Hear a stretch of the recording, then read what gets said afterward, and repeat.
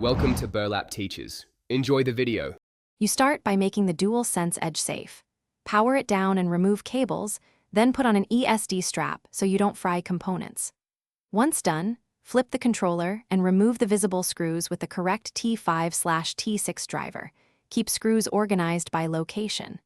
Use a plastic spudger to gently pry the rear shell. Pay attention to the ribbon cable under the battery compartment so you don't tear it while separating halves.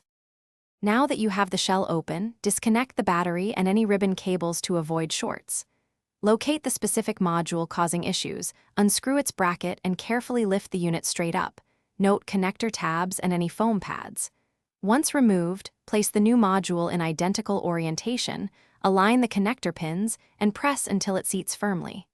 Reinstall the bracket screws, reconnect ribbons, and double-check seating to ensure buttons and sticks will function without binding. Finish by reconnecting the battery and closing the shell. Hand tighten screws in a crisscross pattern so the case seats evenly. Once assembled, power on and run button and stick calibration, then check for firmware updates that may affect module behavior.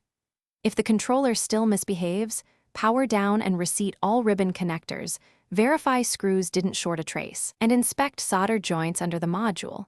These steps catch common Thanks for watching. Consider subscribing if this video helped you.